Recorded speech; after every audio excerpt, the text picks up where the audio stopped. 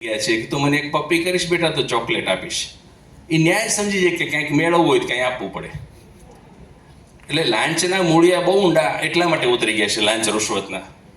પણ નિર્ભેળ કોઈ પણ જાતની શરત વગર પ્રેમ કરતા એ પ્રેમ અને એટલો આદર હોય જે કુટુંબમાં ત્યાં સરેરાશ સુખનું માત્રા ઊંચી હોય છે. એ લોકો સુખના માર્ગ ઉપર જ ચાલતા હોય છે.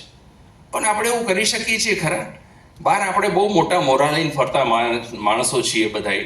ચહેરા ઉપર ઘણું બધું લગાડીને બહાર નીકળીએ છીએ. હું મેકઅપની વાત નથી કરતો, પણ આપણા આત્મા ઉપર કરેલા મેકઅપની વાત કરું છું. પણ ખરેખર આદર બધાને ઘરનાને આપીએ છીએ ખરા? વિચારજો. બહારનાને આપીએ છીએ, એક્સક્યુઝ મી, પ્લીઝ પાર્ડન મી, આ બધું કરતાં કરતાં આપણે બધાને વાત કરતા હોય છે. પણ ઘરનાને આગો જાને. છોકરો નાનો હોય તો એને એમ કે આગો ખસને ઘડીક હું મારું કામ કરું, જોતો નથી. નહીં, એની સાથે એની વિનમ્રતાથી આપણે વાત જ નથી કરી શકતા.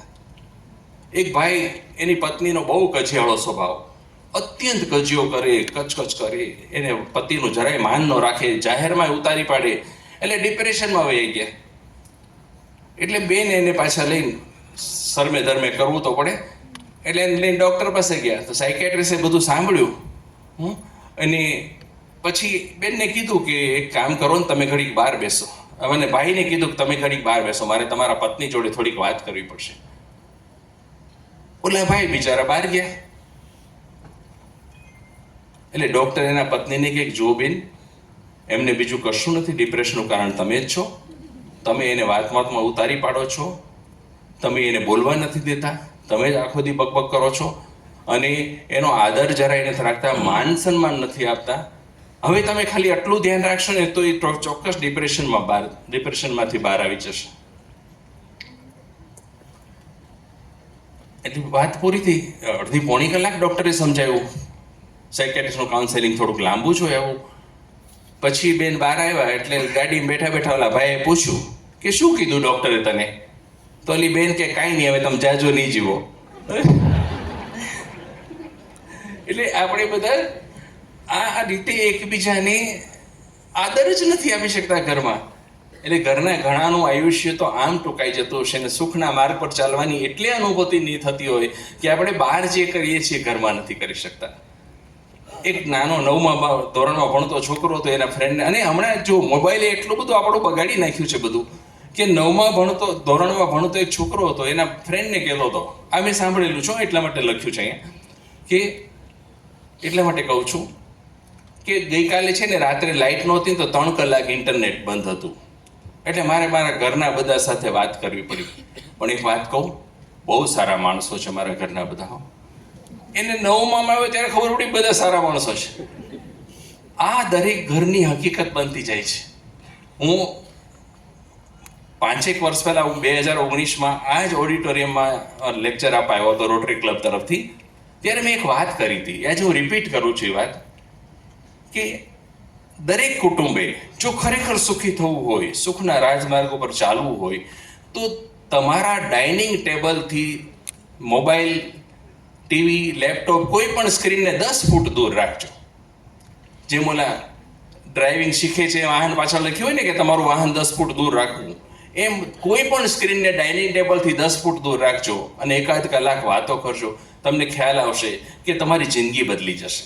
આ તો ઘરના બધા બેઠા બેઠા જમતા હોય એને મોબાઈલ જ જોતા હોય. અમુક તો છોકરા એવા થઈ ગયા છે, અમારા પેશન્ટ એવા આવે છે કે મોબાઈલ નો દેખાડો ખાતા જ નથી મારા બેટા.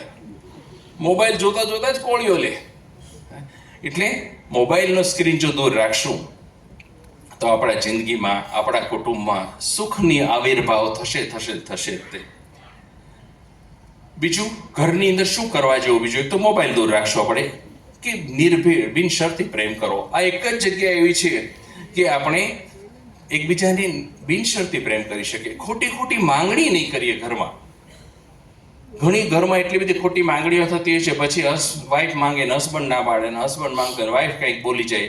એ ખરાબ બોલવાને લીધે એકબીજાનું મન દુભાઈ જાય અને ઘરની અંદર વાતાવરણ દિવસો સુધી ધૂંધવાયેલું રહે. એક બેન પોતાના હસબન્ડને સવારમાં કીધું કે કાલ રાત્રે મને વહેલી સવારે સપનું આવેલું કે તમે મને હીરા જડેલો સોનાનો હાર આપી રહ્યા છો. એટલે આ તો ટોણો જ કહેવાય ને. હવે બિચારો મધ્યમ વર્ગનો હોય તો ક્યાંથી લાવી દે?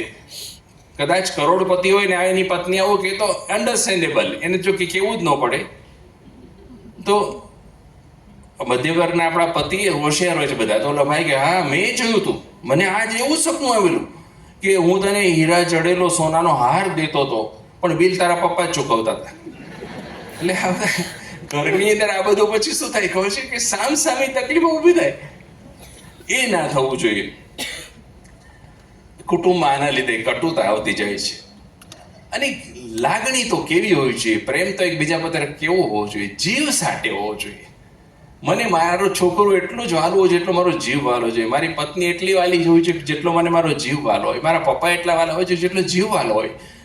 એવી રીતે જો દરેક ઘરની અંદર આપણે આગળ વધશું તો મને લાગે છે કે આખા ઘરને, આખા સમાજને સુખી થતા વાર લાગશે જ નહીં. આખે શરીરનું જેમ એકમ કોષ છે, એકે કોષ કે એકે આંગળી કે એકે પગ દુખતો હોય આપણને, એકે પગનો એકે ભાગ, તો આપણને આખું શરીર સુખ નથી અનુભવી શકતું. આપણે દુઃખી હોઈએ, આપણું શરીર દુઃખી હોય, આપણને દુઃખની અનુભૂતિ થતી હોય. તો કુટુંબ એ આખા સમાજનો એક કોષ છે, એકમ છે. જો દરેક કુટુંબ આ મુજબ સુખી થઈ જાય, એકબીજાનું માન રાખતા થઈ જાય, એકબીજાને પ્રેમ કરતા થઈ જાય, તો આખા સમાજને સુખી થતા કેટલી વાર લાગે? સમાજ આખો સુખી થઈ જાય. આ બધાય ઘરના બળ્યા છે ને ગામ વાળે છે. સમાજમાં કુટુંબની અંદર સુખ નથી એટલે સમાજ આખો અશાંત છે. 1979 ની અંદર જ્યારે મધર ટેરેસાને નોબેલ પ્રાઇઝ મળ્યું ને ત્યારે એણે કીધું હતું કે એક પત્રકારે પૂછ્યું હતું કે માતા, આપણે વિશ્વ શાંતિ લાવવી હોય તો શું કરવું જોઈએ? ત્યારે મધરે બહુ સરસ જવાબ આપ્યો હતો કે go back to your family and love them. તમારા કુટુંબને પ્રેમ કરતા જાઓ, આખી દુનિયા પ્રેમાળ બની જશે. અને આપણે એટલું જ નથી કરી શકતા. કેવો પ્રેમ કેવો હોવો જોઈએ? એક ગામડામાં, એક્સક્યુઝ મી પ્લીઝ, ગામડું ગામ, ચોમાસાનો સમય. હવે ચોમાસામાં કેવું હોય ખબર છે? જે ગામડાના હશે એમને બધાને ખ્યાલ હશે કે દાડી ઉપર જીવતા, દાહડી એટલે રોજનું રોજ મજૂરી કામ, એની પર જીવતા લોકોની જ્યારે બહુ વરસાદ પડે ને ત્યારે ખેતરમાં ન જઈ શકે, અને ખેતરમાં ન જઈ શકે એટલે દાડી ન મળે. હવે વિધવા, 8 વર્ષનો એક દીકરો, 2 દિવસથી ઘરમાં અન્ન નહોતું. માએ ગમે તેમ કરી જૂનું બધું કઠોળ ને આ ચલાવ્યું, 3જે દિવસે બધું ખૂટી ગયું. પ્રેમ કેવો હોવો જોઈએ હું એ કહું છું એક્ઝામ્પલ. 3જે દિવસે બધું જ ખૂટી ગયું.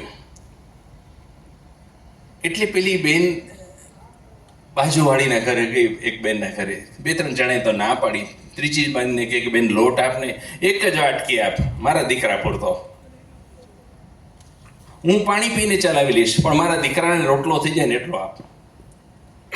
એટલે એક દયાળુ બેન હશે આજુબાજુના, એને એક બાટકો લોટ ભરી આપ્યો. એ લોટ લઈને ઘરે આવી, ઘરે લોટ મૂક્યો અને પાણી ભરવા ગઈ. હવે ગામડામાં ઘણી જગ્યાએ નળ આવી ગયા ઘરે ઘરે. પહેલા તો પાણી ભરવા જવું પડતું.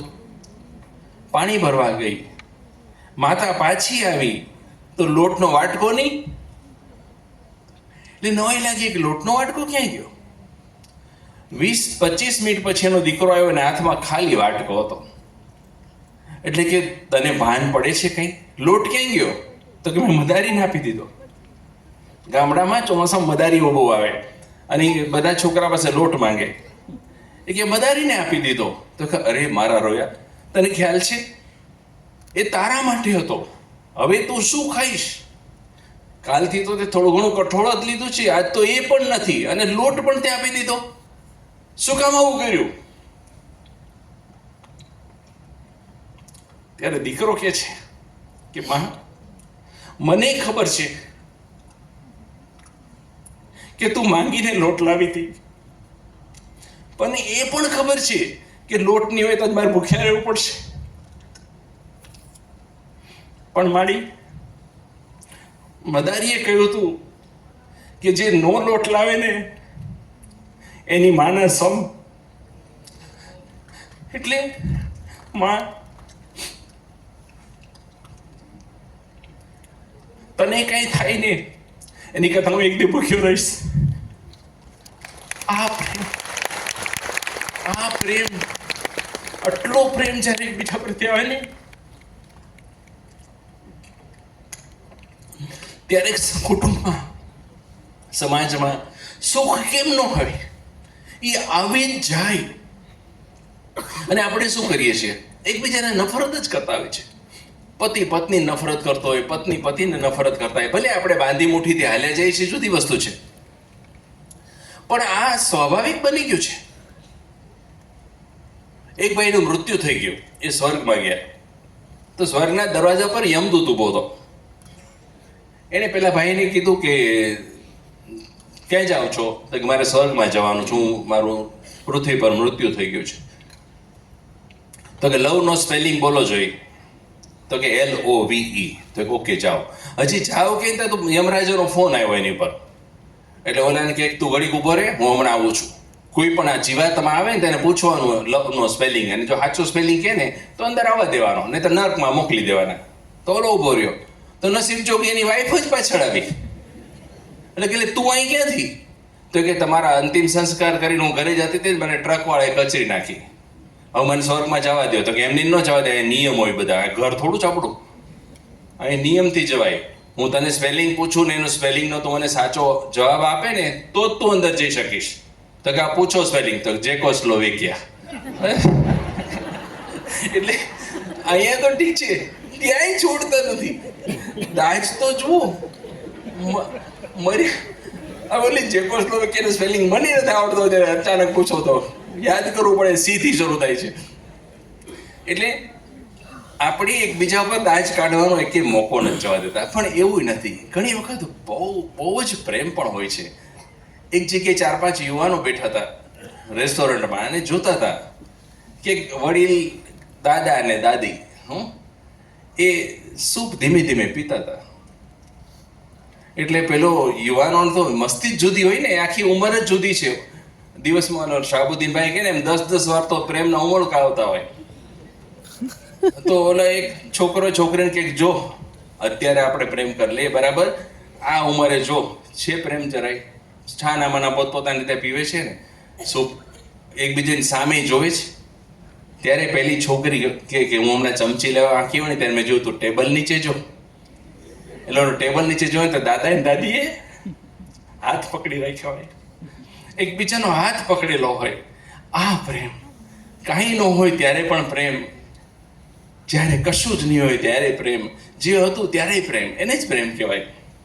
એક દાદા દાદીને બહુ જ પ્રેમ કરતા હતા, એટલું બધું પ્રેમ કરતા હતા કે દાદીને 5 મિનિટે છૂટા ન મૂકે. હવે દાદીના પિયરથી સંદેશો આવ્યો કે ભાઈ તમે 2-5 દિવસ આવી જાઓ ને, ઘણા વખતથી ન થાય, પ્રપોત્રનો કે એવું કંઈક આવ્યું છે, તો એના કે તમે આવી જાઓ. એટલે દાદી બધા માટે કપડાં લીધા, ગિફ્ટ લીધી, મોટી બેગ તૈયાર કરી.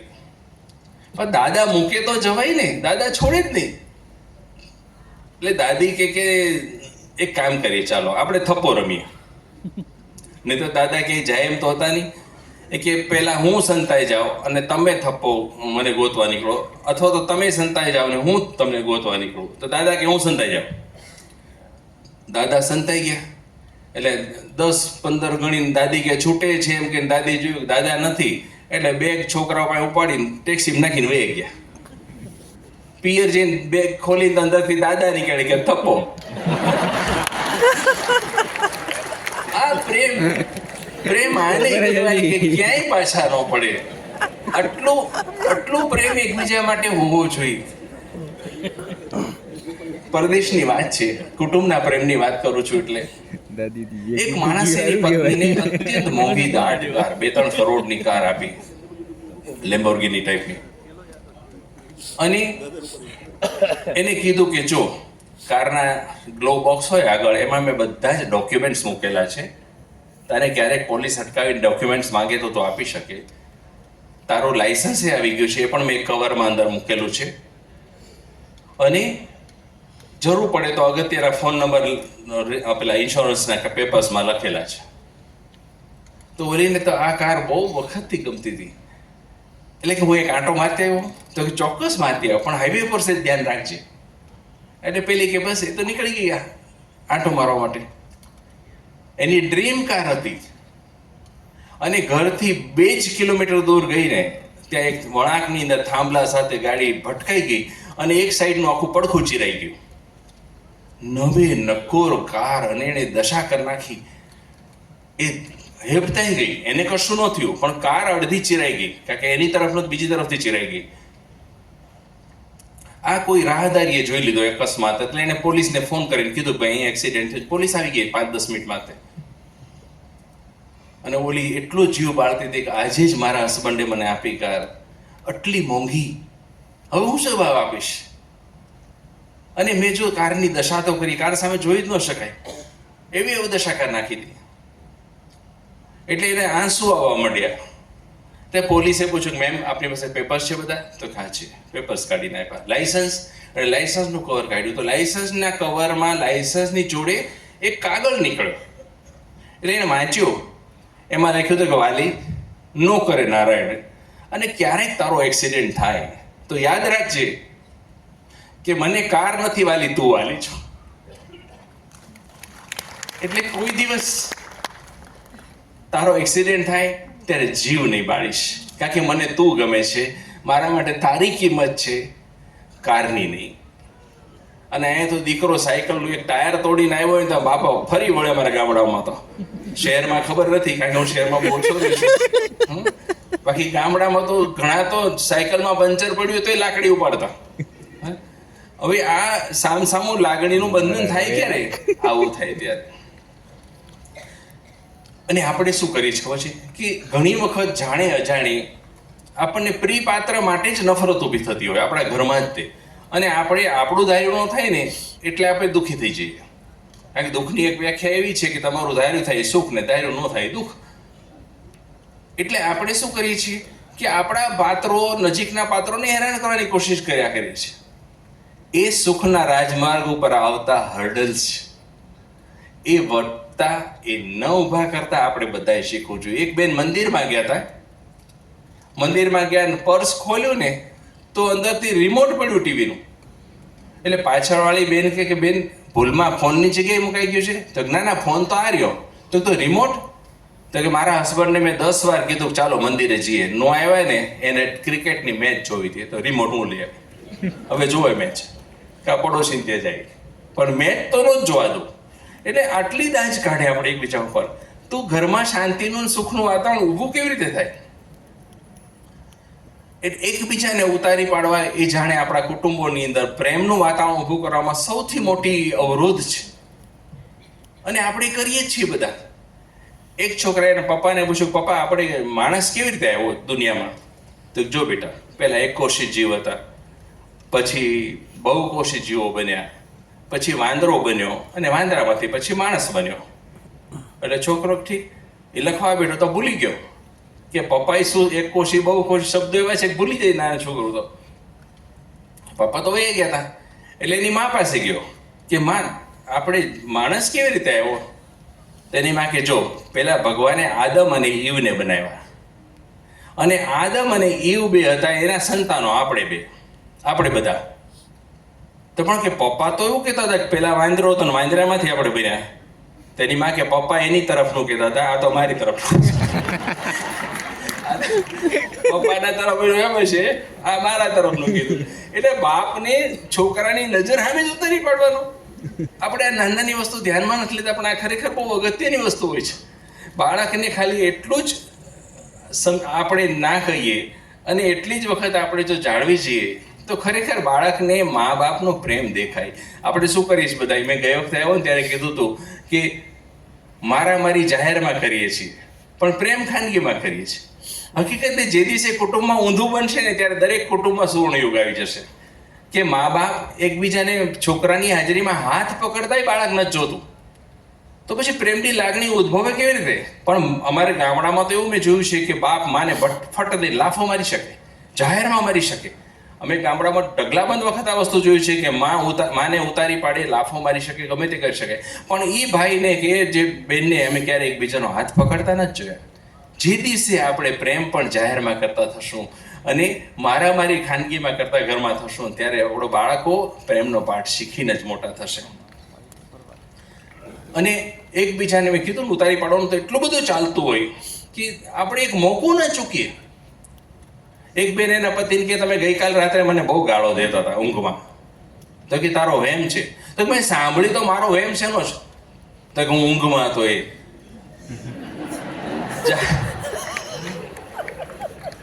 જાગતા જ ઠપકારતા હતા. એટલે આ સપનાની વાત નથી. આપણે એટલી બધી એકબીજાને ઉતારી પાડતા હોય છે. આપણે ઘણીવાર એકબીજા સાથે જીવી જતા હોય છે, એનું કારણ બાંધી મોટી હોય છે, ગામને ખબર નથી પડતી. નહીંતર આવું જ હોય છે. અને પતિ પત્નીનું કે પત્નીએ પતિનું અપમાન કરવાનો એક પણ મોકો ઘરમાં છોડતા હોય. એકવાર એક પતિ પત્ની બહાર જતા હતા અને એક આંધળો માણસ પ્રજ્ઞાચક્ષુ ઊભો હશે, એણે કીધું કે બેનનો અવાજ કંઈક વાત કરતા સાંભળી ગયો તો, હે મલ્લિકા હુસ્ન, એ સુંદરી મને કંઈક આપતા જાઓ ને. એટલે એનો ધણી એની સામે જોઈને કંઈક ખરેખર આંધળો છે, આપી દે. તું મલ્લિકા હુસ્ન છો જ નહીં, સુંદરી પણ નથી, પણ આપી દે, આંધળો જ લાગે છે. એટલે આ બધી વસ્તુ પરથી આપણે એ શીખવાનું કે ઘરમાં એકબીજાનો આદર કરીએ, એકબીજાને અત્યંત પ્રેમ કરીએ, દિલ ફાડીને પ્રેમ કરીએ અને એકબીજાનું માન રાખીએ. આટલા વસ્તુથી જ તે મને લાગે છે કે દરેક ઘર પ્રેમાળ બની જશે. અને ઘરમાં પ્રેમ આવી જશે તો મને એવું લાગે છે કે પછી સમાજને પ્રેમાળ બનતા અને સુખી થતા કોઈ વાર જ નહીં લાગે. હવે આપણે નેક્સ્ટ મુદ્દા પર જશું. જો કે આપણે ઘરમાં ઘણી વખત શું કરીએ છીએ, નેક્સ્ટ મુદ્દા પર જતા પહેલા એક વાત કહી દઉં કે બહાર આપણે હંમેશા બધાની ક્ષમા માંગતા જઈએ છીએ, કારણ કે બહાર આપણને સામું એટલો પ્રતિભાવ આવવાની અથવા પ્રત્યાઘાત આવવાની શક્યતા આપણા મનમાં હોય છે. એટલે બહાર એક્સક્યુઝ મી ને મને માફ કરજો ને ક્ષમા કરજો ને તમારી સીટ લઈ શકો ને ફલાણું ટીકડું, એ બધું આપણે કરતા હોય છે. પણ ઘરમાં આ નથી કરતા. ઘરમાં તો આપણે શું કરીએ છીએ, તરત અભિપ્રાય આપી દઈએ છીએ.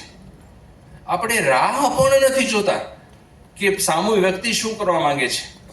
એ ત્વરિત પ્રત્યાઘાત આપવાની જે આપણી ટેવ છે, એના લીધે આપણે હંમેશા ઘરની અંદર તકલીફ ઊભી કરી દઈએ છીએ. એક ભાઈ એની દીકરી લઈને એક બગીચામાં ગયા હતા અને દીકરીએ બગીચામાં એક સફરજન વેચનાર માણસને જોયો અને કીધું કે પપ્પા મને સફરજન લઈ આપો ને. તો બાપના ખિસ્સામાં પૈસા હશે એટલે એને 2 સફરજન ખરીદ્યા. 2 મોટા હતા, બેયનું પેટ ભરાઈ જાય એટલું હતું. એટલે એને દીકરીને સફરજન પકડવા આપ્યા, બેટા તું પકડ ઘડી, ત્યાં હું પૈસા ચૂકવી દઉં. દીકરી 2 હાથ સફરજન પકડ્યા, 5-6 વર્ષની દીકરી. એટલે પૈસા ચૂકવીને બાપ ફર્યો કે લાવ બેટા. તો દીકરી પહેલા સફરજન બટકું ભરી લીધું, હજી બાપ કંઈ સમજે પેલા બીજામાંથી બટકું ભરી લીધું. એટલે બાપને આઘાત લાગ્યો કે મારો ઉછેરમાં કંઈ ખામી રહી ગઈ હશે, આને મને નહીં આપવું હોય. 2 એંઠા કરી દીધા. એટલે આ દીકરીના ઉછેરમાં મારી શું ભૂલ રહી ગઈ? અમે તો બધું શીખવાડ્યું છે, આવું કેમ? ત્યારે દીકરી કહે છે પપ્પા જમણા હાથ વાળું લ્યો, આ વધારે મીઠું છે. બાપ દુઃખી થઈ જાય છે અને પોતાના ત્વરિત અભિપ્રાય માટે એવું થાય છે કે ખોટું કર્યું મેં. દીકરીના ઉછેર સુધીનું વિચાર લીધું, પણ મેં એવું ન વિચાર્યું કે મારા માટે વધારે મીઠું સફરજન ગોતતી હતી. એટલે બાપ એને એ સફરજન દીકરીને આપી દે છે, 2 મજાથી ખાઈ જ પછી બેસીને. પણ ત્વરિત અભિપ્રાય એ આપણને હંમેશા હેરાન કરે. હમણાં વોટ્સએપ પર મેં એક મેસેજ વાંચ્યો તો બહુ સરસ છે કે તમે એક વોટ્સએપ પર નહોતો, બીજો ફેસબુક પર ગયો હતો કે તમે એક શહેરમાં ગયા છો અને ગરમીમાં બળબળતા બપોરે જે વિસ્તારમાં રિક્ષા કે ટેક્સી નથી મળતી એ વિસ્તારમાં છો ને એક ઝાડ નીચે ઊભા છો ઘડીક છાંયો પોરો ખાવા માટે, અને સામેથી બીજા માળની બારી ખુલે છે. તમે ત્રાસી ગયા છો, તમારે પાણી પીવું છે, હમણાં આજુબાજુ બિસ્લરી બોટલ મળે એવું પણ જગ્યા નથી, ક્યાંય એવી દુકાન દેખાતી નથી, અને આટલી ગરમીમાં તમે ચાલી જવાની શક્તિ ગુમાવી બેઠો છો. સામેથી બીજા માળની બારી ખુલે છે અને એક માણસ તમને ઈશારાથી પૂછે પાણી જોઈએ છે? તમે હા પાડો છો એટલી બારી બંધ કરે છે. હવે આ માણસ માટેનો આપણો અભિપ્રાય શું હોય? બહુ સારું લાગે. એના ઘરની નીચે બોલાવે છે, આપણે ત્યાં જઈએ છીએ, 20 મિનિટ થાય તો બારણું જ નથી ખોલતો એ માણસ.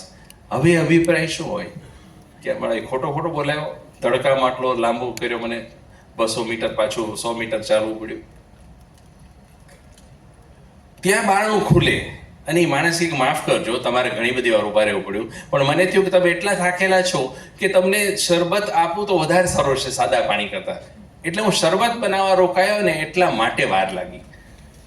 હવે આપણો અભિપ્રાય શું હશે? તમે એક ઘૂંટડું આપણે પાણી શરબત પીએ છીએ અને ખારું દૂધવા જેવું ખાટું હોય છે, એને ખાંડ નથી નાખી. હવે આપણો અભિપ્રાય માણસ માટે શું હશે?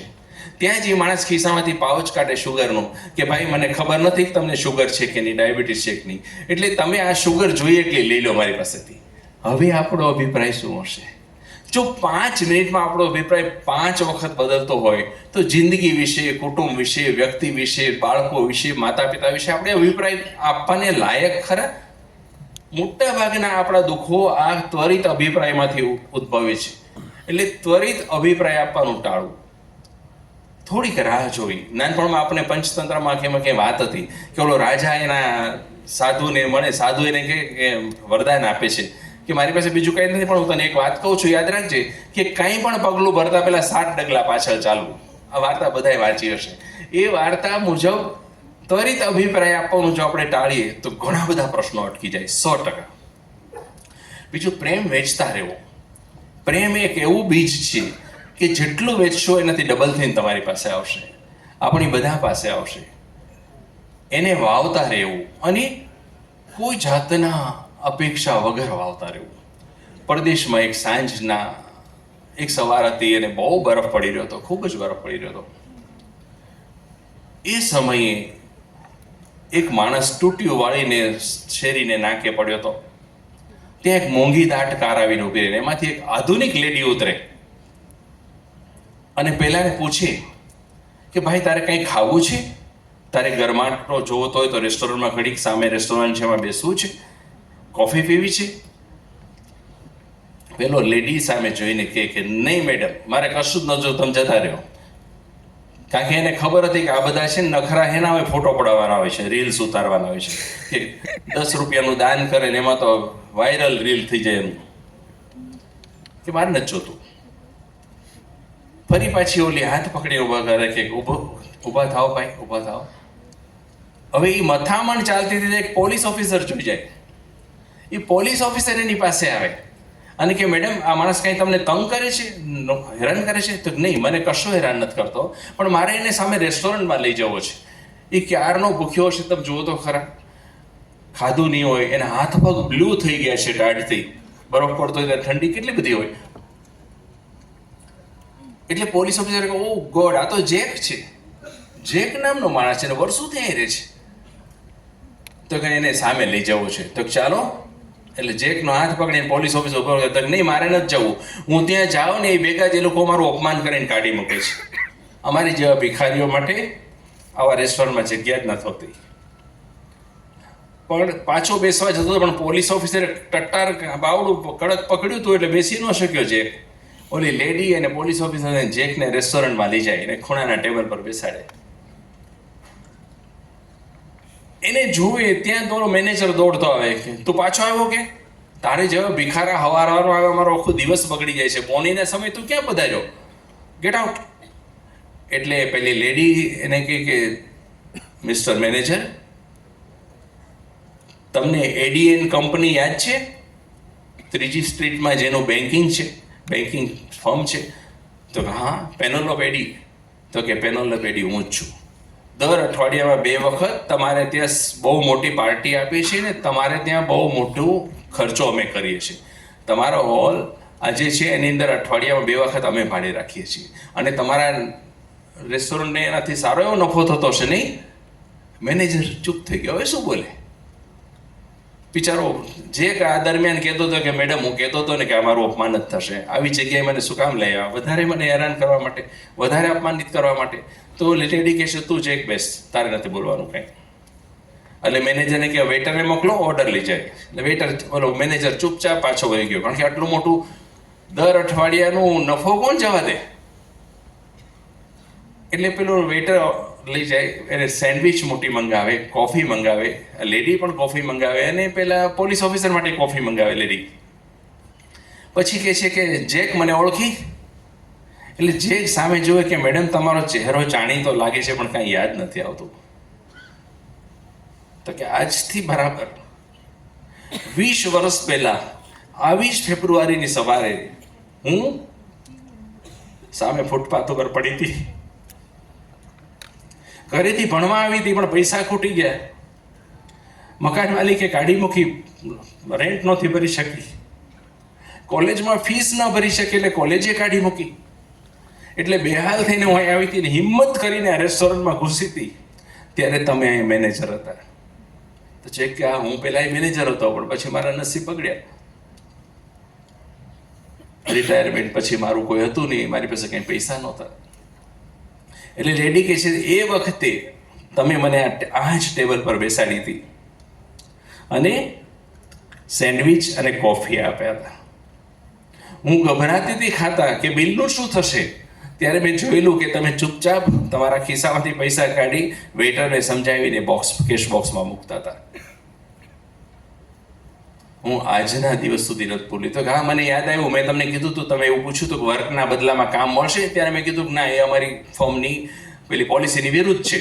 એટલે વર્કના બદલામાં અમે કામ નથી આપતા, પેલા ફૂડના બદલામાં વર્ક નથી આપતા, પણ મને મળી રહે ખોરાકને ફૂડ કોફી, એના માટે તમે તમારા ખિસ્સામાંથી આપેલું અને મને કીધું હતું કે તારે તમે અહીં બેસજો, તમ તારે ગરમાવો આવે ને ત્યાં સુધી.